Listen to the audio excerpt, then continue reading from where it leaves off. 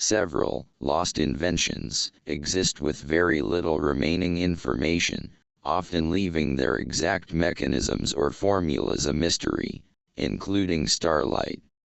A mysterious, highly heat-resistant material, Damascus steel, an ancient metal with unparalleled toughness, Greek fire, a weapon used by the Byzantines to set ships on fire, and the Sloot coding system, acclaimed impossible data compression technique from 1995. Key lost inventions and mysteries. Starlite, a plastic-based material that could withstand extreme heat, but its formula was never disclosed and remains largely unknown after the creator died. Damascus steel, famed for its strength and pattern-welded look, the technique for making this steel was lost in the 18th century, with modern versions only approximating its unique properties. Greek fire, an incendiary weapon of the Byzantine Empire whose chemical formula was a closely guarded state secret that was lost over time. Baghdad batteries, unearthed in Iraq. These clay jars containing copper and iron rods may have produced electric currents, but their true, ancient use, possibly electroplating, remains debated. Sloot coding system, claimed to compress a full film into 1 kilobyte.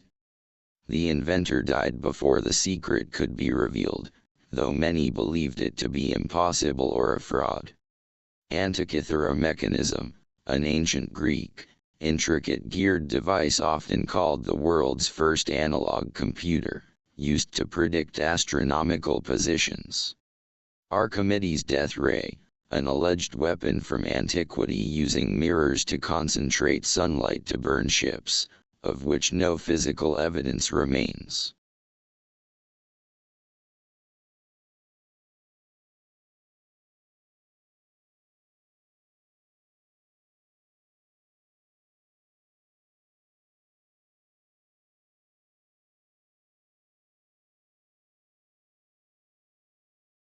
The angel light. Herdebys claims the concept came to him in a recurring dream, can reportedly see through walls, as if there was no barrier at all. Herdebys, 41, said the device detects stealth technology. And he's done the tests to prove it, with the covert help of scientists at the famed Massachusetts Institute of Technology, Herdebys said. If that's not enough, Herdebys also said the French government sent representatives to North Bay to witness a demonstration of the angel light. Herdebys said the reps were so impressed with the 8-foot-long device they paid him $40,000 in cash to put the finishing touches on it. The angel light is a purported invention by Canadian inventor Troy Herdebys, who claimed the device used unique light and plasma technology to render solid objects transparent. According to Herdebys, the device, which he claimed was inspired by a series of recurring dreams, possessed several extraordinary and often contradictory capabilities. Transparency, biological effects. When he placed his hand in the beam, he reportedly saw his own blood vessels and muscles as if the skin had been peeled back. He claimed he could see through walls and read a license plate on a car inside a garage from his workshop. Stealth detection. He asserted the beam could neutralize stealth technology, claiming to have successfully tracked a piece of a radar-resistant helicopter on a radar gun while the light was active. Physical and electronic damage. Despite these claims, the angel light has been widely dismissed by experts as a spurious invention or a hoax, as it lacks a working prototype or peer-reviewed evidence. Herdebys, who previously won an Ig Nobel Prize for a grizzly bear-proof suit, was a well-known cult figure in the world of fringe inventions until his death in 2018. Would you like to learn about other notable spurious inventions or the physics of actual stealth detecting technology? Herdebys reported that the device fried electronics and caused numbness and malaise in humans. He ultimately dismantled it after several goldfish died within minutes of exposure to the beam.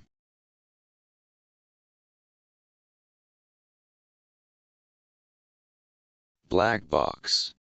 The most popular name for the diagnostic machine developed by Albert Abrams in the early 20th century is the dynamizer.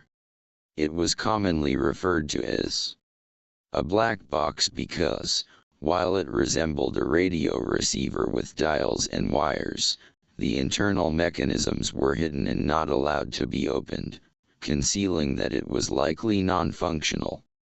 Key facts about the Abrams black box.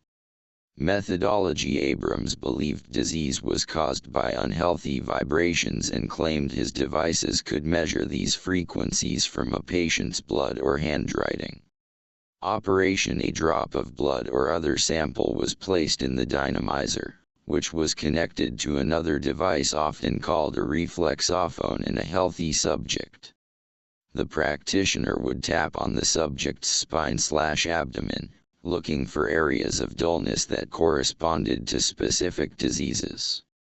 The oscillocast, a related, later device invented by Abrams that he claimed could cure the diseases diagnosed by the dynamizer by broadcasting healing frequencies.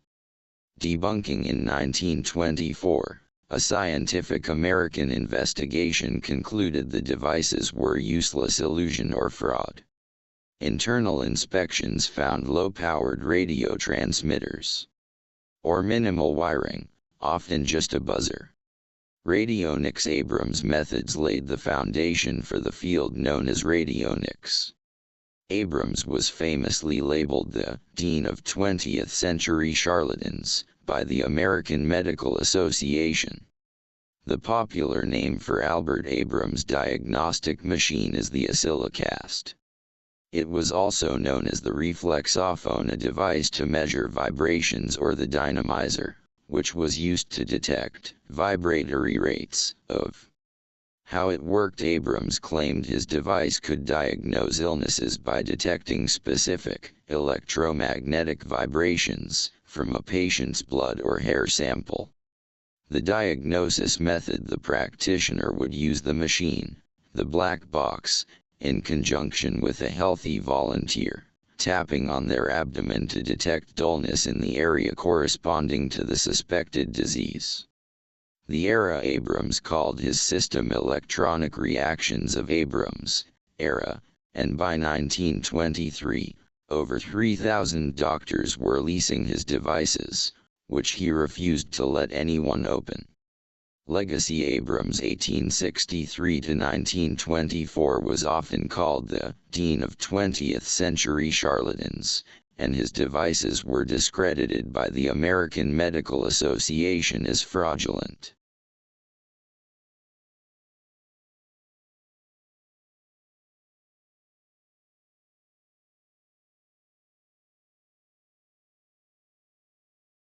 The story of the chronovisor, the rumored Vatican invention that allows you to see the past.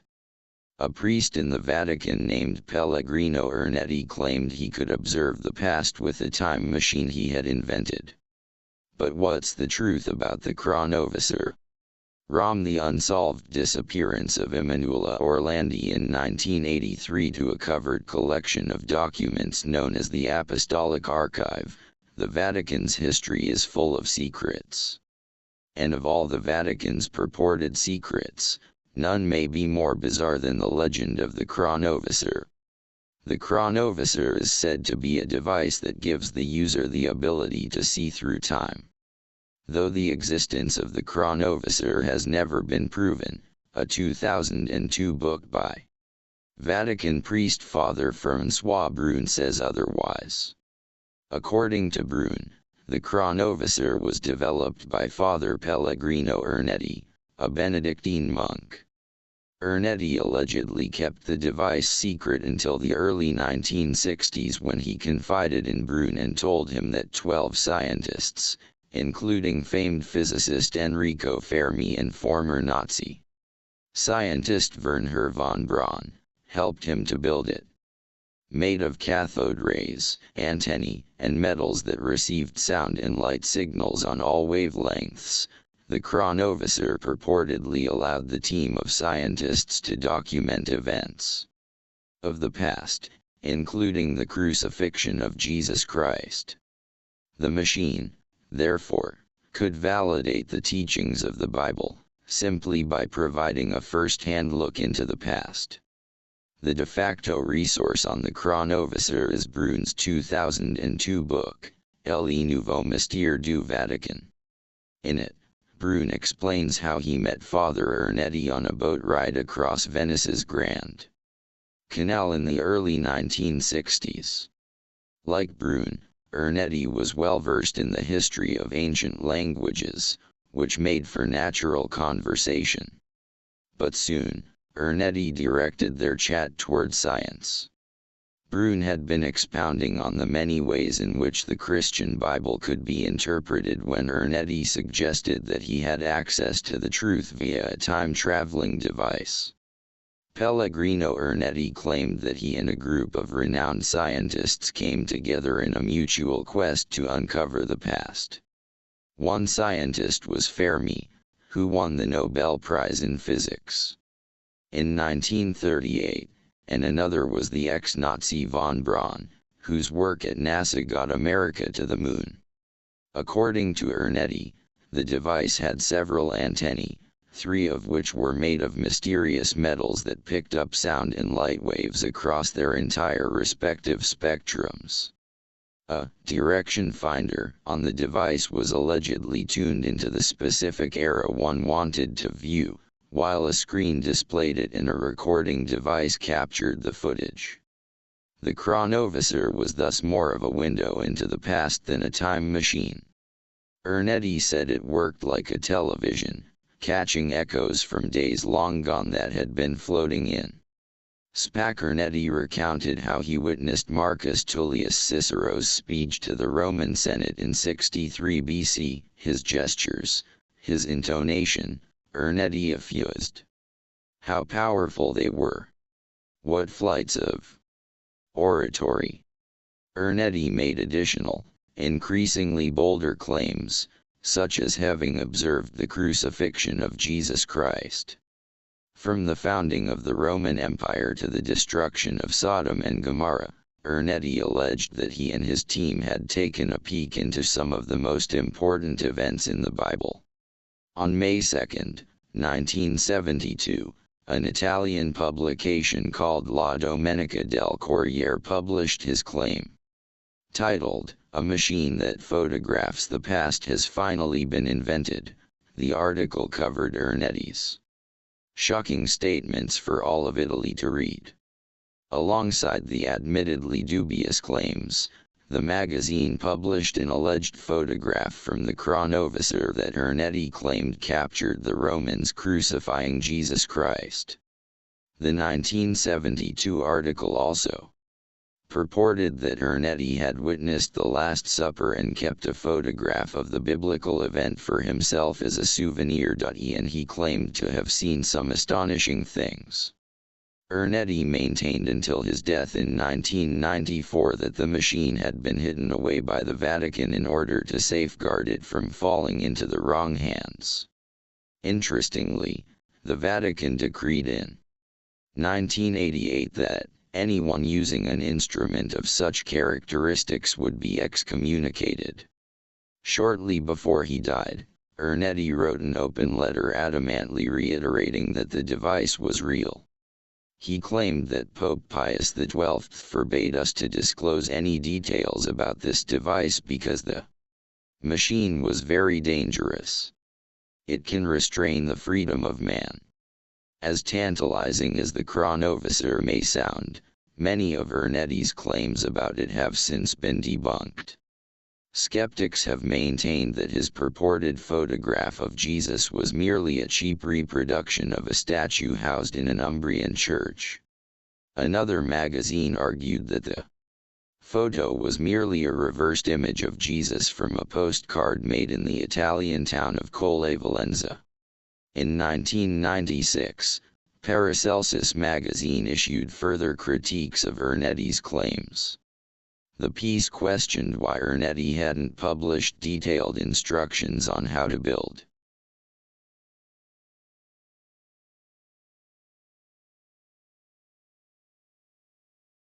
Cloudbuster. A device that could purportedly make rain through manipulating atmospheric argon, a kind of energy considered to be pseudo-scientific. A cloudbuster is a 1950s-era, pseudo-scientific device created by Austrian psychoanalyst Wilhelm Reich designed to influence weather by manipulating argon energy. It typically features an array of parallel, hollow metal pipes connected to hoses grounded in water, aiming to create or dissolve clouds. While no scientifically verified evidence supports its effectiveness, it remains a topic of interest in alternative energy studies. Information about cloudbusters. Origin developed by Wilhelm Reich in 1953, the device was used to create rain to alleviate drought in Maine. Mechanism: it operates by focusing on a location in the sky and grounding the pipes in water, which Reich believed absorbed argon energy from the atmosphere. Function: it is designed to manipulate atmospheric argon energy to form or dissipate clouds. Chembuster reinterpretation: modern versions, often called chembusters or argon cannons, are used in conspiracy theories to combat chemtrails, incorporating crystals and metal filings. Scientific view: the device is considered pseudo-scientific, as its claimed mechanisms do not align with known atmospheric physics, and there are no verified instances of it producing rain. Modern variations often sold today as chembusters or argon cannons, sometimes incorporating crystals and epoxy resin, and are popular in chemtrail conspiracy theories.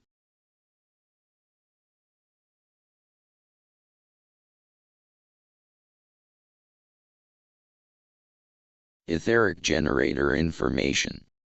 The term etheric generator primarily refers to historical pseudoscience or fringe energy devices. Most famously the inventions of John Keely in the late 19th century. While modern physics does not recognize ether as a source of energy, the concept persists in certain engineering and spiritual circles. Historical, etheric force, John Keely. In 1874, John Keely demonstrated a device he called an etheric generator in Philadelphia. Operating claim: Keely claimed his machine could disintegrate water molecules through specific vibrations, liberating a mysterious, interatomic ether, capable of 10,000 to 20,000 psi of pressure. The vaporic gun. He later demonstrated a vaporic gun that allegedly used just a few drops of water to fire bullets at high velocities using this etheric force. Fraud revelation: after Keely's death in 1898, investigators discovered a hidden system of compressed air tubes in his workshop, suggesting his demonstrations were mechanical illusions rather than new energy discoveries. Contemporary fringe engineering. Modern concepts of etheric generators often overlap with free energy or ether engineering. These devices are not supported by mainstream science as they typically violate the laws of thermodynamics. Jark's generator: a conceptual design aimed at harnessing energy from an ether vortex, created by the interaction of coils and permanent magnets. Tesla's radiant energy, often cited as an inspiration for etheric devices. Tesla believed energy could be harvested directly from the atmosphere or ether using antenna and capacitor systems. Zero-point generators: some fringe researchers claim these machines tap into quantum vacuum fluctuations zero-point energy, though no such device has been commercially validated or proven to produce net positive energy. Spiritual and metaphysical use. The term etheric is also used in energy healing to describe the human etheric body, which is considered the first layer of the human energy field. Argon generators, devices often made of layered organic and inorganic materials intended to balance argon energy, a concept similar to luminiferous ether proposed by Wilhelm Reich. Note: in mainstream science, ether was a discarded 19th century hypothesis for the medium through which light waves traveled. Modern electromagnetic generators operate on the principle of electromagnetic induction, Faraday's law, not etheric force. Are you looking for information on a specific historical inventor, or are you interested in the physics of electromagnetic induction? John Ernst Worrell Keely was, in his own words, the greatest humbug of the 19th century.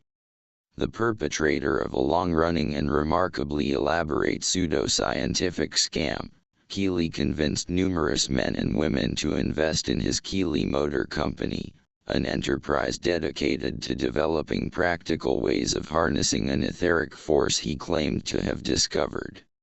Over the course of his career, the charlatan scientist built more than 2,000 machines and gave several headline-grabbing demonstrations in and around Philadelphia using the energy of what he called the interatomic ether to shoot bullets, saw wood, and lift weights. After Keely's death in 1898, his workshop was taken apart and his deception revealed. The machines were powered not by any mysterious, new force, but by simple compressed air routed through the building via hidden ductwork. Despite this revelation, debates between Keely's supporters, mostly his investors, and detractors continued.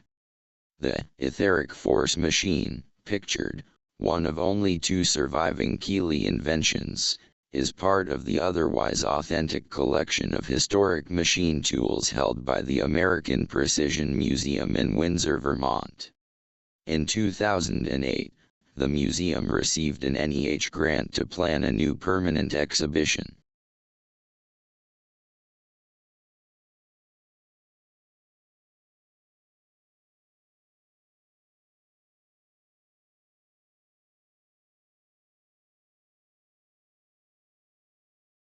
The experiment. The original experiment used a standard electrochemical cell consisting of palladium cathode, a metal rod that has a unique ability to absorb large amounts of deuterium, platinum anode paired with the palladium to complete the circuit, heavy water electrolyte, water containing the hydrogen isotope deuterium, calorimeter, an insulated vessel used to measure the heat generated during the process.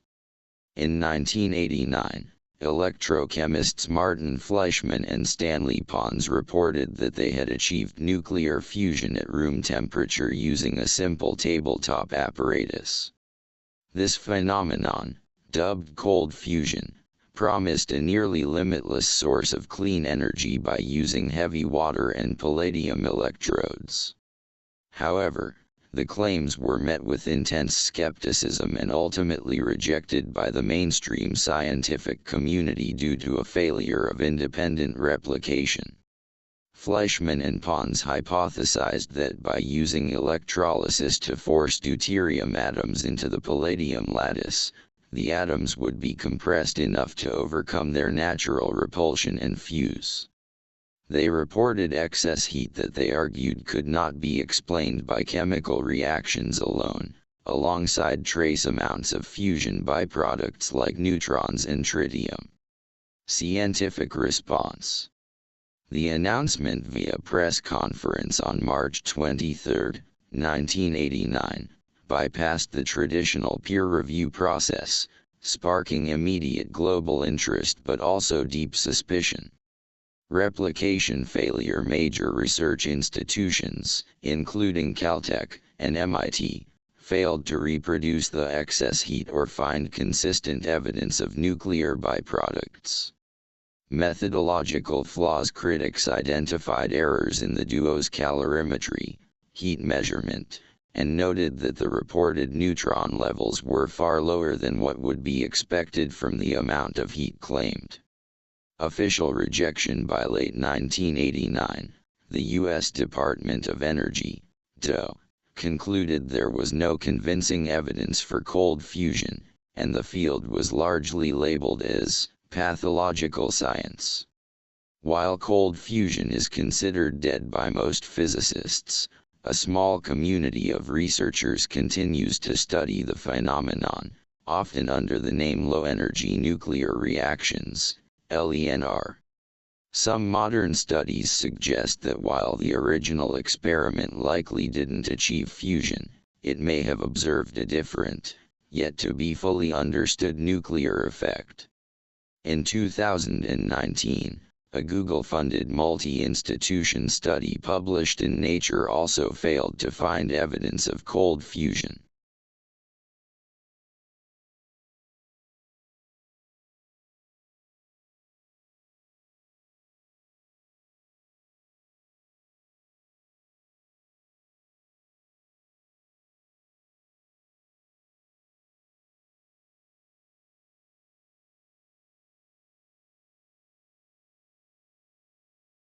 The concept of Gavrilov's infrasonic weapons, including giant whistles and horns, is a blend of documented scientific research and sensationalized hyperstitional mythology. While Russian-born French scientist Vladimir Gavrinsky did conduct experiments on the biological effects of infrasound in the 1960s. Many claims about their lethal power are considered exaggerated or fictitious by modern scholars. Research. Gavriov began his research at Marseille's CNRS Centre National de la Recherche Scientifique in 1957 after he and his team experienced recurring, debilitating nausea in their lab.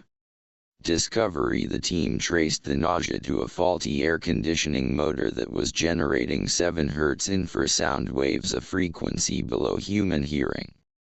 Resonance: Gavriov concluded that the low-frequency vibrations were causing resonant modes in the building's architecture, which amplified the physical discomfort felt by the occupants. Proposed and prototype devices. Gavriov experimented with several acoustic guns and generators, some of which were based on existing acoustic designs like the Levavisor whistle. Giant whistles: one proposed military-scale weapon was described as a policeman's whistle 18 feet across, mounted on a truck and powered by an airplane engine.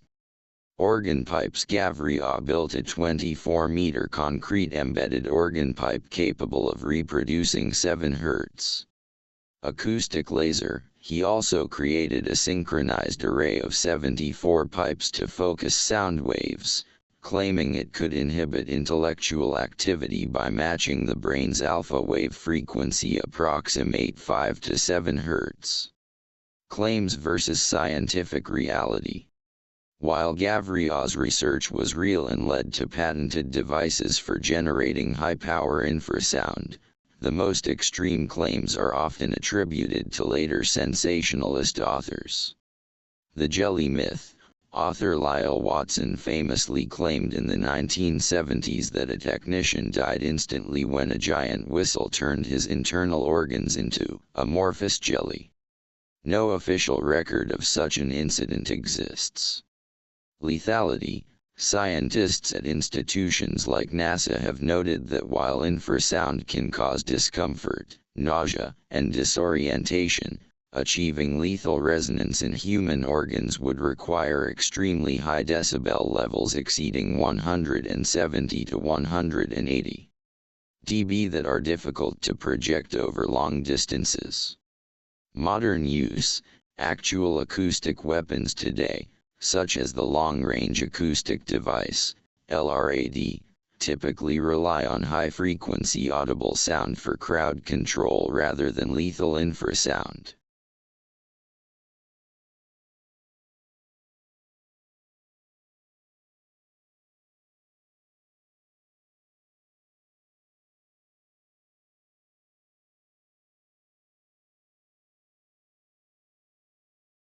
The Hyper-CD-ROM is a theoretical 3D optical data storage technology claimed to offer massive storage capacities on a single disk. Developed by Romanian scientist Dr. Eugen Pavel, the technology uses a multilayered glass structure rather than the standard flat surface of a traditional CD-ROM. Key specifications and features. Massive capacity. It is claimed to have an initial capacity of 1 petabyte, PB, with a theoretical limit of up to 100 exabytes, AB. 3D structure. Unlike standard CDs that use 1 or 2 layers, the Hyper-CD-ROM reportedly stores data across 2,000 to 10,000 different levels within the glass body of the disk. Mechanism. It operates on the phenomenon of controlled fluorescence extinction. Data bits are read or written by lasers interacting with fluorescent photosensitive materials, such as glass enhanced with rare earth elements. Durability. Because it is made of photosensitive glass or vitroceramic, the disks are claimed to be highly stable, potentially lasting over 5,000 years. Development status. Despite winning a gold medal at the Eureka Innovation Contest in Brussels and being patented in over 20 countries, including the US and Japan, the Hyper-CD-ROM is widely considered vaporware. No prototype. There has been no public demonstration of a working prototype or commercial production in the decades since its initial announcement in 1999. Personal research. Dr. Pavel has stated that the project is entirely personal and lacks corporate institutional support for large-scale experiments. Market context. At the time of its announcement, it was projected to cost roughly $1,000 for a player and $300 for a 10 TB disc, with a light 200 GB version for $30.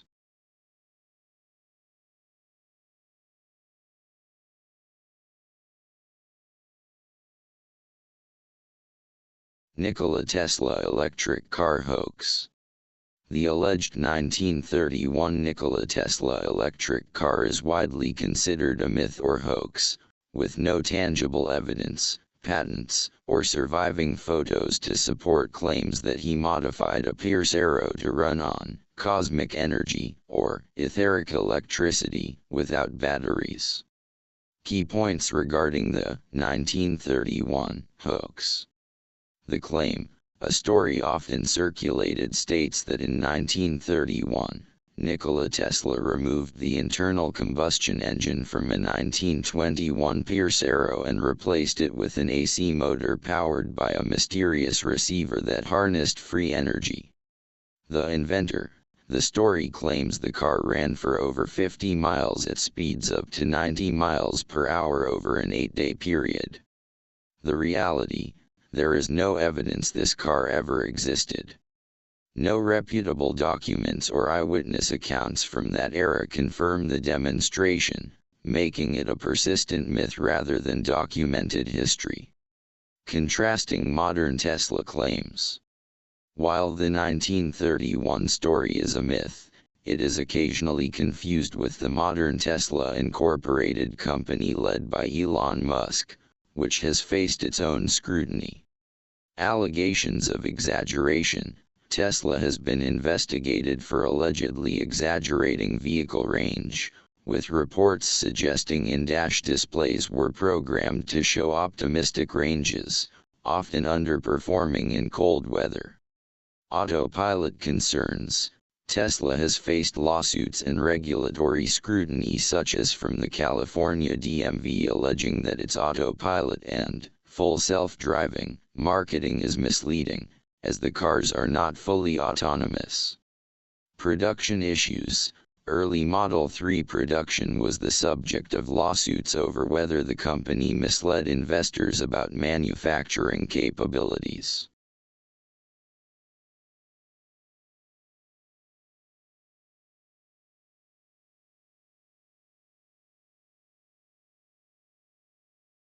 A Rife machine is a device that purportedly uses low-energy electromagnetic waves to destroy pathogens, including cancer cells, by matching their resonant frequency.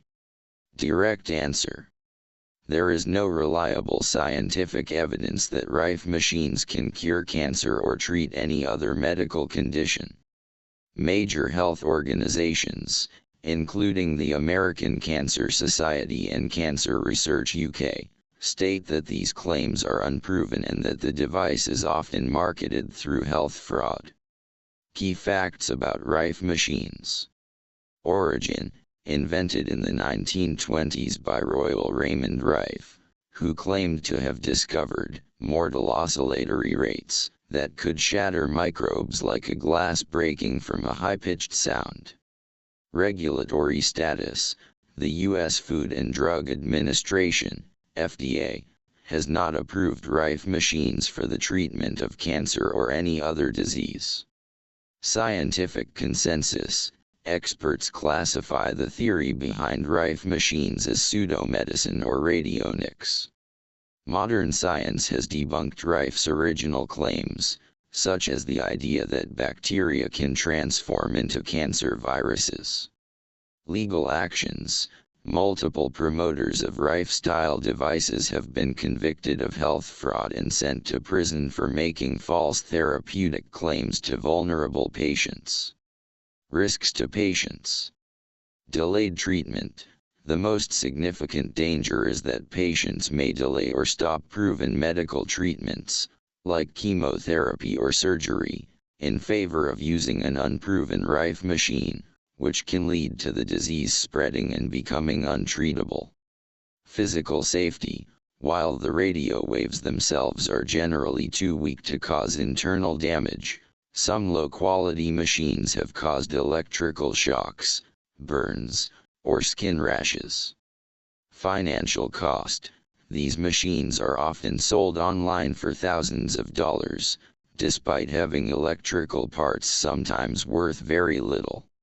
If you are considering alternative or complementary therapies for cancer, it is essential to discuss them with your oncology team to ensure they do not interfere with your primary medical care.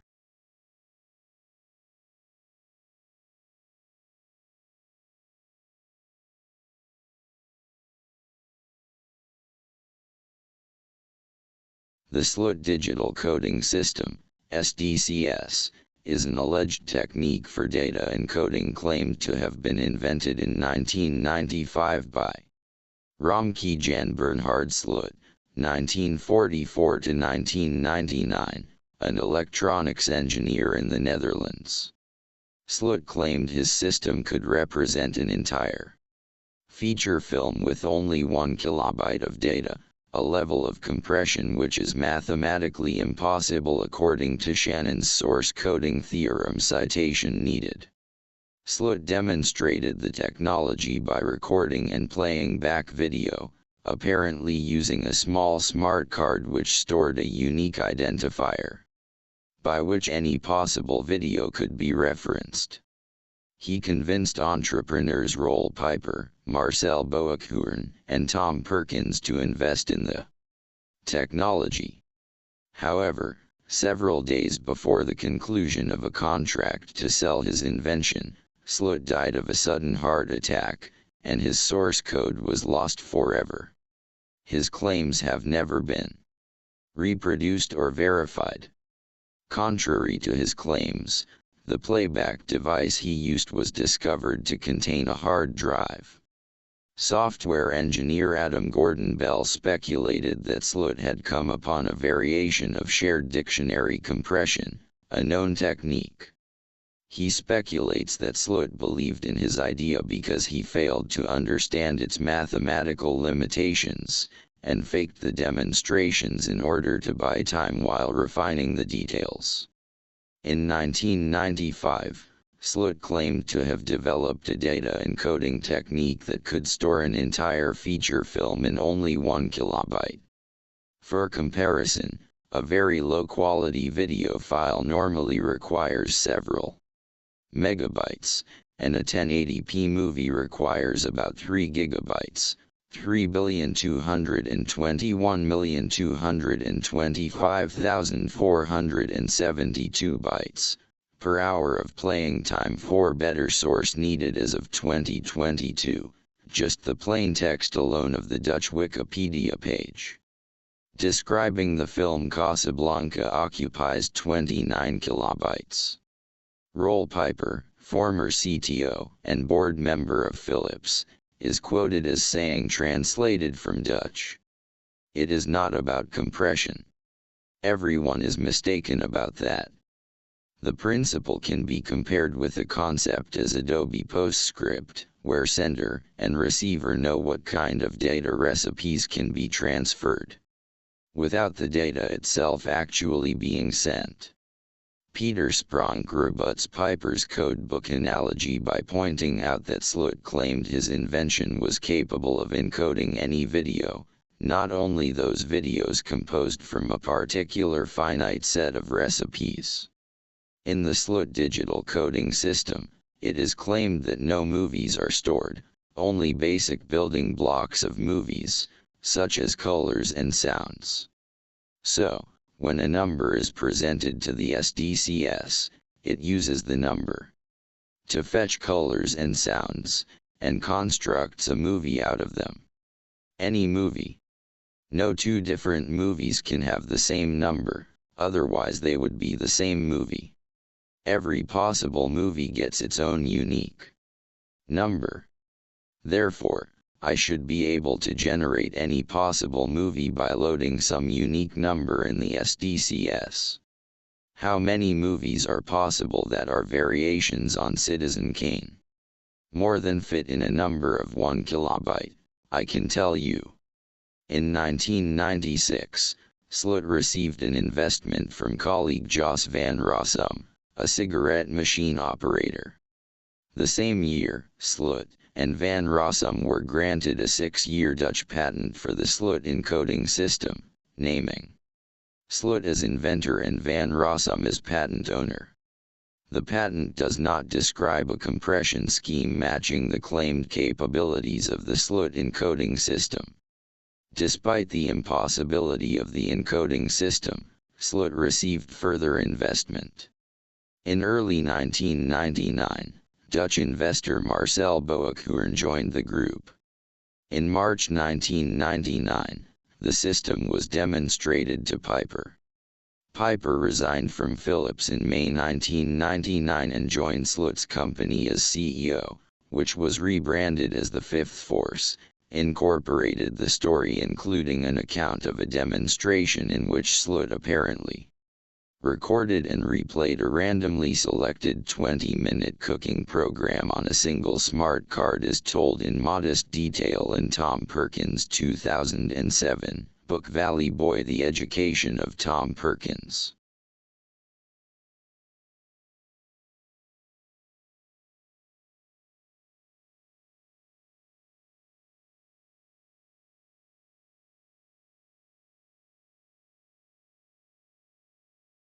The ongoing mystery of Nikola Tesla's death ray.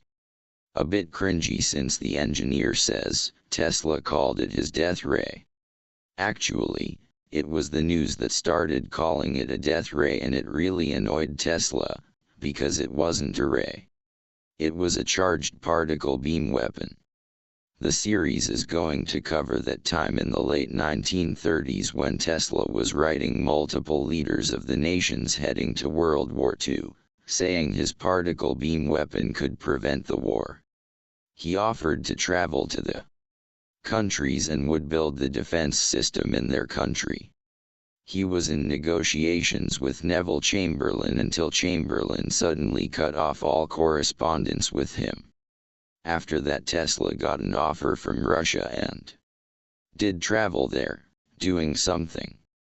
This series is saying Tesla had a network of laboratories across Europe and they are going to be excavating them. While Tesla was 83 and frail, he wasn't ill and showed no signs of illness when he was last seen by the hotel staff. There was some suspicion at the time of his death that he was murdered. They are showing documents that were never published, possibly in Croatia. The engineer is going to try to build the particle beam weapon from Tesla's description in his letters. Should be interesting. Nikola Tesla's death ray or teleforce was a proposed defensive particle beam weapon from the 1930s designed to shoot down aircraft from 250 miles away by firing concentrated streams of metal particles. Tesla claimed it could end war, yet it was never built or tested, remaining a theoretical, mysterious project during his final years. Key details about Tesla's teleforce weapon. Technology: unlike a laser which spreads, Tesla described a particle beam that stays concentrated, capable of melting engines at great distances using around 50 to 100 million volts. Purpose: Tesla claimed the device was a peace ray meant to act as a permanent national shield, rather than a weapon of aggression. Mechanism: it relied on 4 components: a method to nullify the atmosphere's scattering effect, a way to generate high voltage, a system to amplify this potential, and a method to project particles. The nozzle: Tesla's design included a special open-ended vacuum chamber that used a high-velocity airstream as a seal to allow particle acceleration without arcing. Reception: while Tesla pitched the weapon to governments including the Soviet Union, which did a test in 1939, it was never adopted. After Tesla's death in 1943, the FBI took interest in the documents, though the apparatus itself was never realized, leading to its status as a legend. Despite his bold claims, the death ray was never publicly demonstrated or proven to exist. Government proposals: Tesla offered the technology to the US, the UK, Yugoslavia, and the Soviet Union. Only the Soviet Union showed significant interest, reportedly paying him $25,000 for a testing stage in 1939. Scientific skepticism: modern experts note that atmospheric scattering and massive power requirements would have made such a weapon nearly impossible to build with 1930s technology. Missing papers: after Tesla's death in 1943, the FBI and Office of Alien Property seized his papers. While some documents were released to the Nikola Tesla Museum in Belgrade, conspiracy theories persist that the U.S. government kept the most sensitive blueprints for classified. Are you interested in the technical physics behind particle beams, or would you like to know more about the conspiracy theories following Tesla's death?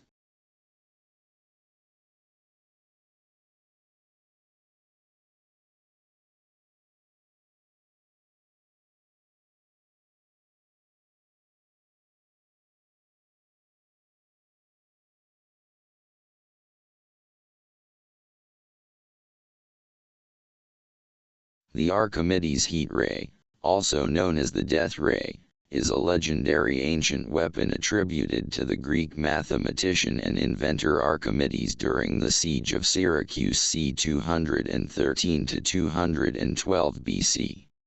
According to the story, Archimedes used a series of mirrors, possibly polished bronze shields, to focus sunlight onto invading Roman ships, causing them to ignite historical authenticity. Late origins: the earliest and most reliable historians of the era, Polybius, Livy, and Plutarch, do not mention the device. First mentions: it first appeared in writings nearly 400 years later by authors like Galen and Lucian, and was more fully described by Anthemius of Tralles around 500 AD. Scientific skepticism: since the 17th century, starting with René Descartes, many have dismissed it as a myth. Some researchers suggest Archimedes may have actually used a steam cannon or incendiary projectiles instead. Modern experiments have yielded mixed results regarding whether such a weapon could actually work in a real-world battle. MIT 2005, using 127 mirrored tiles, researchers successfully ignited a wooden ship replica in about 11 minutes at a distance of 30 meters. Mythbusters 2006 and 2010. The show famously busted the myth multiple times, concluding that while physically possible to generate heat, it was impractical as a weapon because it required perfectly stationary targets, cloudless skies, and an ideal angle for the sun. Student Experiments 2024.12-year-old Brendan Sainayer won several science awards for a scaled-down model that confirmed the principle of focused heat increases with more mirrors, supporting its scientific plausibility under perfect conditions. 7. If technically possible, the device faced extreme practical hurdles. Target motion. Ships at sea are rarely stationary for the 10+ minutes required for ignition. Aiming. Coordinating hundreds of soldiers to aim at a single point without an advanced aiming mechanism is nearly impossible. Environmental factors. It would only work during specific times of the morning due to Syracuse's eastward orientation and only on clear. To explore more of his inventions, would you like to see how the claw of Archimedes worked to lift ships from the water?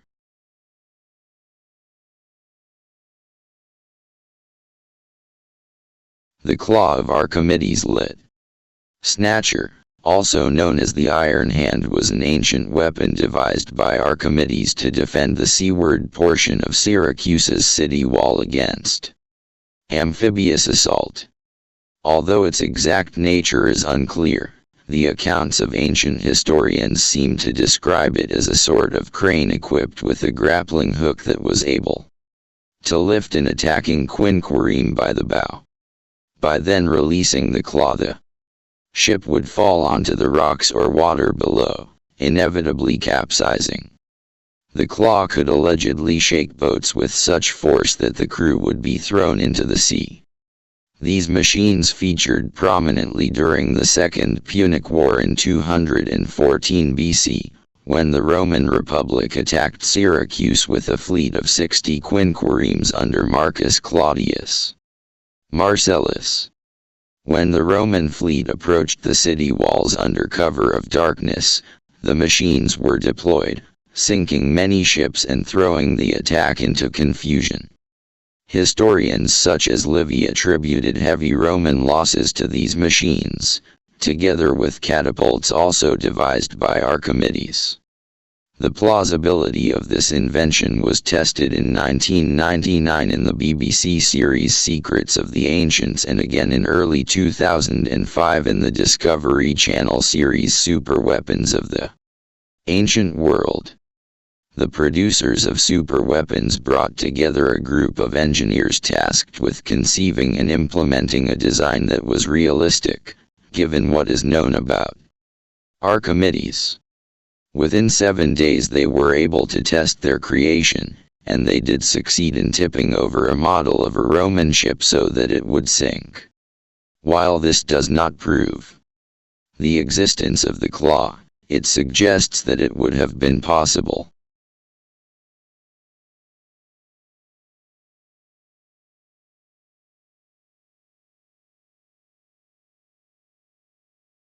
Mithridate, also known as Mithridateum, is a legendary, universal antidote that was one of the most complex and long-lived medicines in history. It originated in the 1st century BC and remained in official use in parts of Europe until the 19th century. The origin: King Mithridates VI. The medicine is named after King Mithridates VI of Pontus r. 120–63 BC, a formidable enemy of the Roman Republic.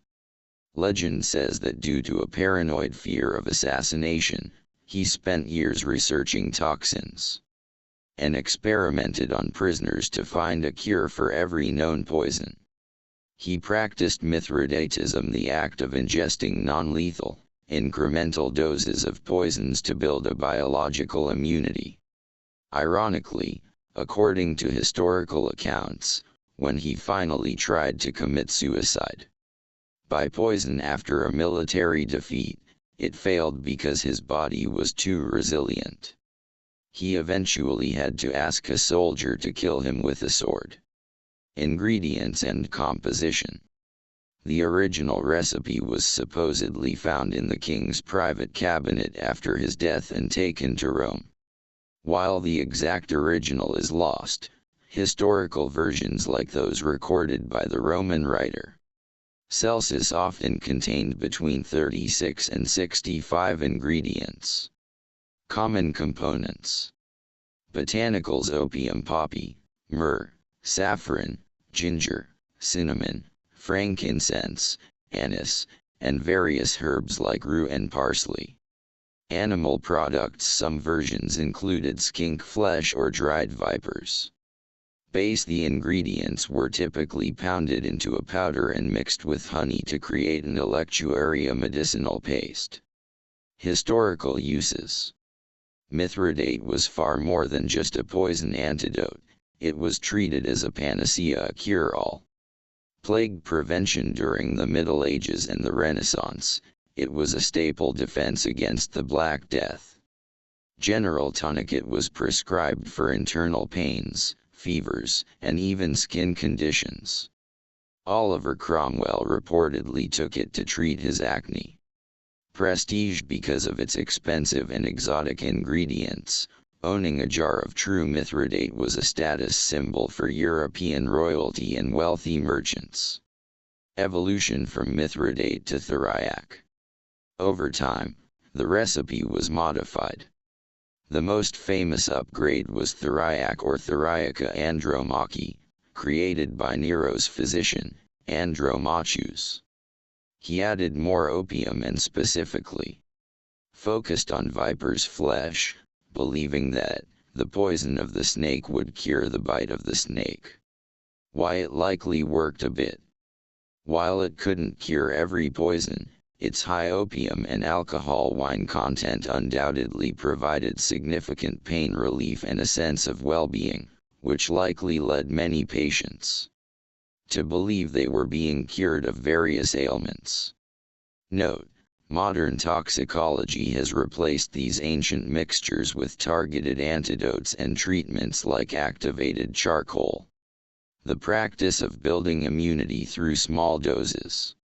Mithridatism is still technically possible for certain biological toxins, like some snake venoms, but is extremely dangerous and not effective against most chemical poisons.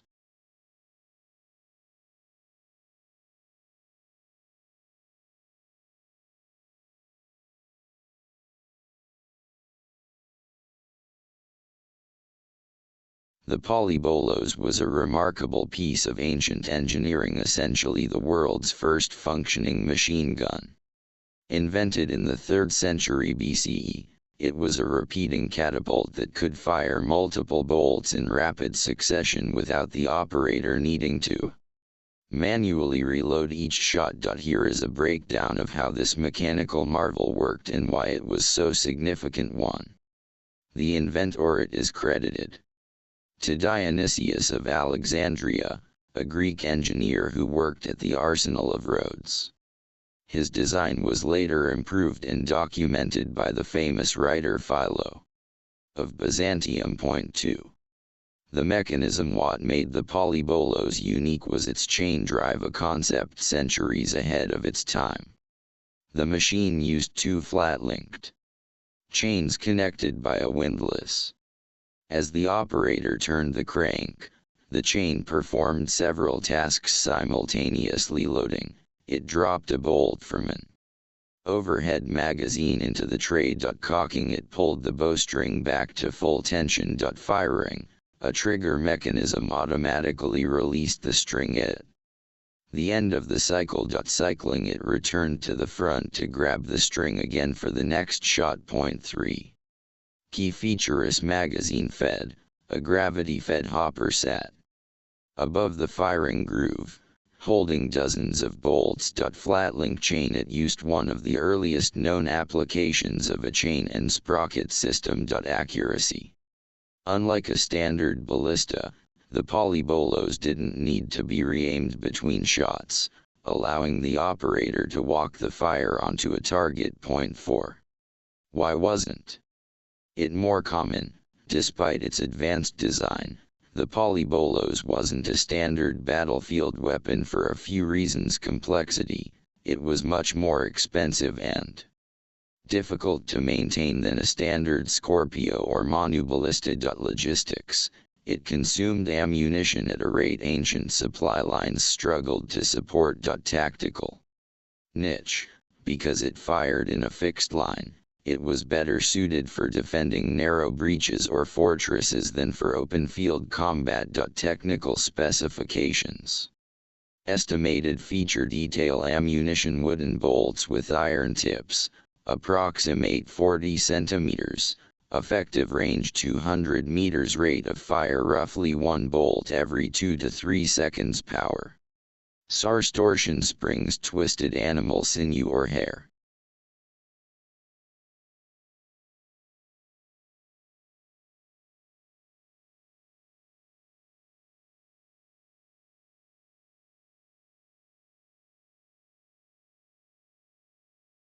Roman flexible glass.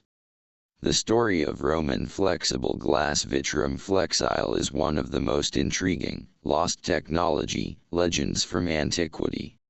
While we have no physical specimens of it today, the tale appears in the writings of several Roman historians, most notably Pliny the Elder and Petronius. The legend. As the story goes, an artisan approached Emperor Tiberius, who ruled from 14 to 37 AD, with a revolutionary invention, a glass bowl that was virtually unbreakable. The demonstration to prove its worth, the inventor threw the bowl onto the floor. Instead of shattering, it merely dented. He then used a small hammer to beat the dent back into place, restoring the bowl to its original shape. The execution. Rather than rewarding the man, Tiberius grew concerned. He feared that if glass became as durable as gold or silver, the value of precious metals would plummet, bankrupting the empire. He asked the inventor if anyone else knew the secret. When the man replied no, Tiberius had him beheaded to ensure the secret died with him. Modern scientific perspectives. Historians and material scientists have long debated whether this was pure fiction or a misunderstood piece of ancient chemistry. If it did exist, what could it have been? Boric acid, borosilicate glass. Some suggest the Roman could have stumbled upon a formula involving borax. While borosilicate glass, like modern Pyrex, is much tougher than standard glass, it isn't flexible or dentable in the way the legend describes. Aluminum and plasticity. There is a theory that the glass was actually a form of transparent aluminum or a highly refined alloy, but the technology to produce this would have been far beyond Roman capabilities. Surface toughening. It is possible the inventor discovered a primitive form of chemical strengthening similar to how Gorilla Glass is made today, which would have made the vessel remarkably impact-resistant compared to the brittle glass of the time. Pure mythology. Most historians believe the story was a cautionary tale about the tyranny of emperors and their tendency to stifle innovation to maintain the status quo. Why it matters. Whether real or not, the myth of vitrum flexile reflects the advanced state of Roman glassmaking. By the 1st century AD, the Romans had already mastered glassblowing, creating intricate designs and even clear window panes. The idea that they were on the verge of a material revolution isn't entirely far-fetched, given their engineering prowess. Today, we actually have flexible glass, used in foldable smartphones, but it took nearly 2,000 years in modern polymer science to achieve what that legendary Roman artisan allegedly showed Tiberius.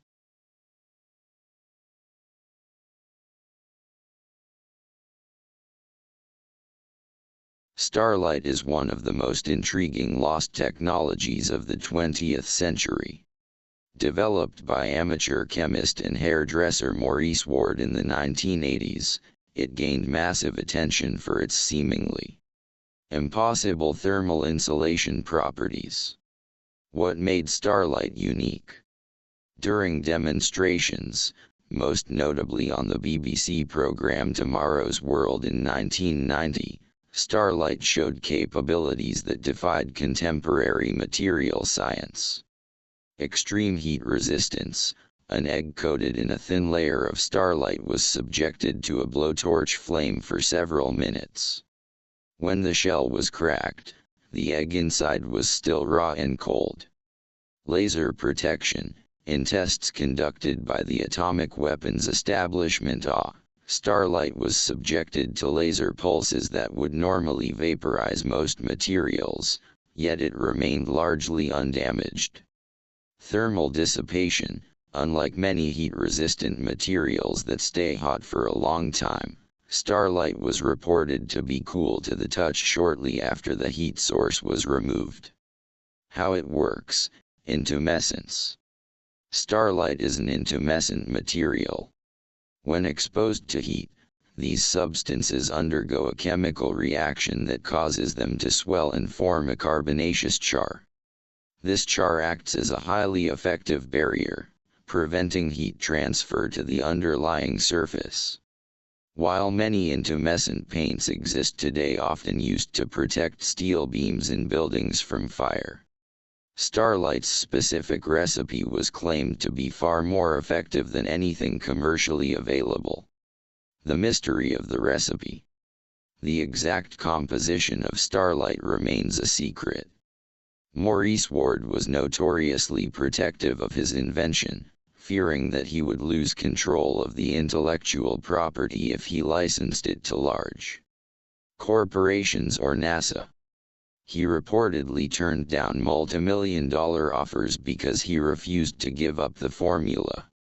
Following Ward's death in 2011, the secret of Starlite largely died with him. However, modern researchers and DIY enthusiasts have attempted to reverse engineer it. Many believe it was a complex blend of cornstarch or flour as a carbon source, baking soda as a blowing agent to create the foam char, PVA glue as a binder, borax to add fire resistance.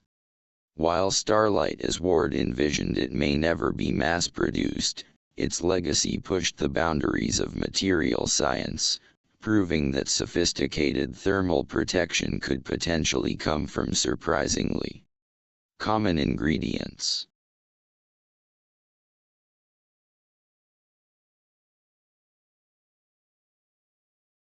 The electronium is one of the most fascinating and enigmatic instruments in the history of electronic music.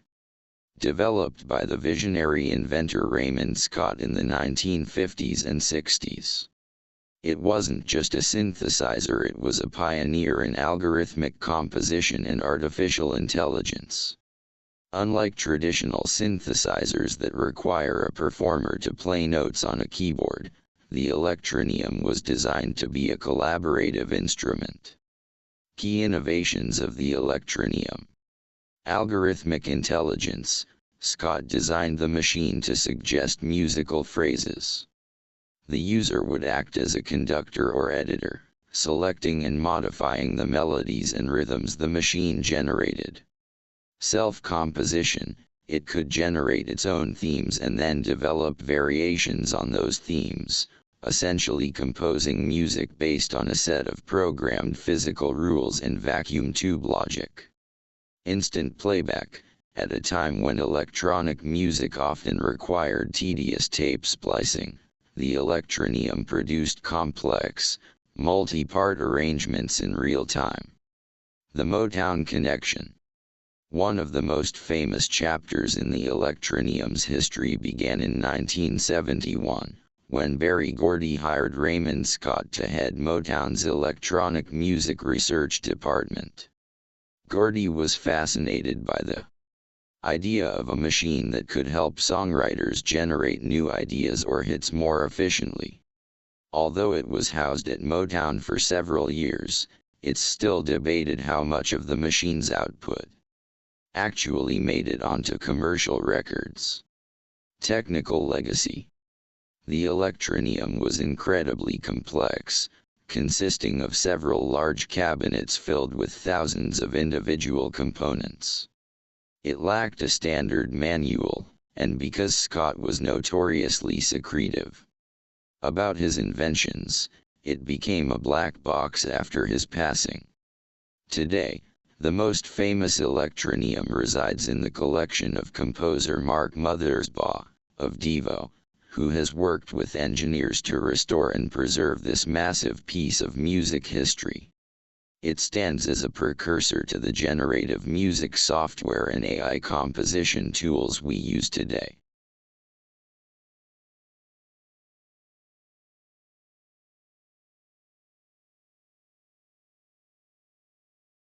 The Blaszka glass flowers and sea creatures are widely considered some of the most stunning intersections of science and art in history.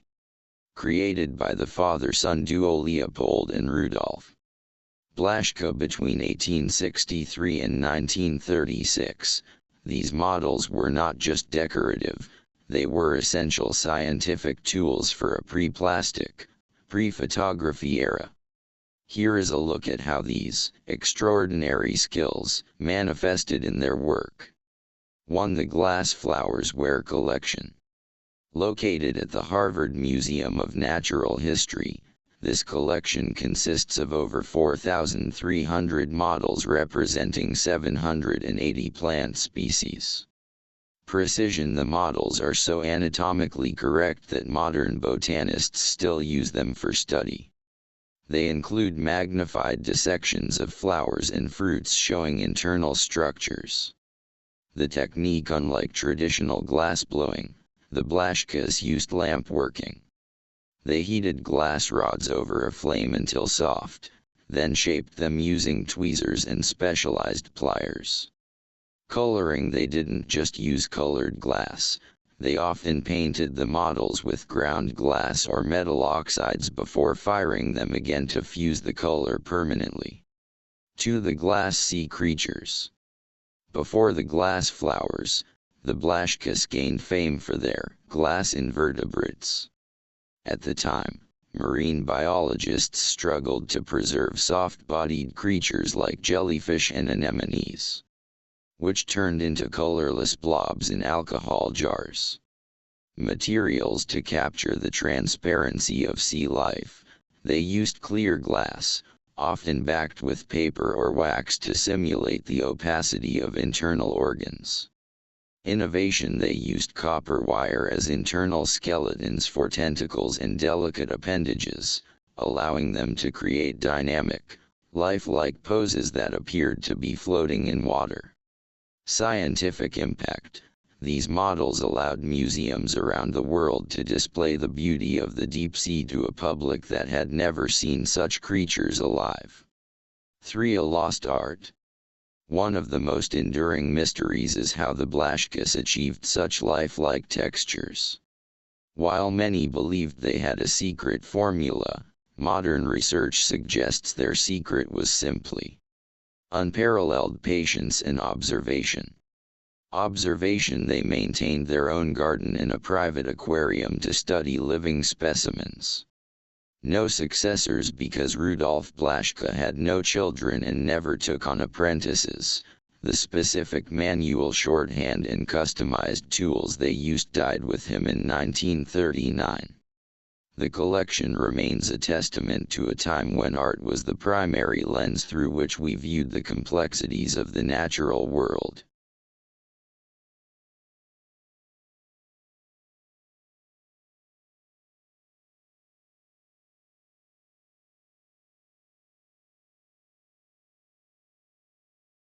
Delhi Iron Pillar's Ancient Mystery.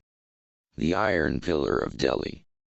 The Iron Pillar of Delhi is one of the most remarkable artifacts of ancient Indian metallurgy, standing as a testament to the advanced engineering skills of the 4th and 5th centuries. Located in the Qutb complex at Murali, it continues to baffle and fascinate scientists and tourists alike due to its incredible resistance to corrosion. Material: 98% wrought iron. Height: 7.21 meters, 23 feet 8 in, with about 1.1 meters below ground. Weight: more than 6 tons. Age: approximately 1,600 years old. The mystery of the rustless iron. Despite being exposed to the open air, monsoon rains, and high humidity for over a millennium, the pillar has not rusted away. In the early 2000s, metallurgists at IIT Kanpur identified the secret: high phosphorus content. The ancient ironsmiths did not remove phosphorus during the smelting process. This led to the formation of a thin, protective passive film on the surface called mesowite defy, an amorphous iron oxyhydroxide that shields the metal from the environment. The inscription: the pillar bears a Sanskrit inscription in Brahmi script. It mentions a powerful ruler named Chandra, generally identified as Chandragupta II of the Gupta Empire. Original location: the inscription suggests it was originally erected as a Vishnudvaha standard of Lord Vishnu at a place called Vishnupadagari. Historical consensus suggests it was moved to Delhi from its original location, likely Udayagiri in Madhya Pradesh around 11th century CE. The wheel/Garuda, the top of the pillar, has a deep socket, indicating it likely once held a statue of Garuda, the Vahana of Vishnu, or a chakra. The luck myth: there was a popular tradition that if you could wrap your arms around the pillar with your back to it until your fingers touched, you would have good luck. However, a protective fence was installed around it in 1997 to prevent damage from the oils and sweat of human sea. The pillar remains a stunning classified mystery of the ancient world, an intersection of deep history and high-level chemistry that was centuries ahead of its time.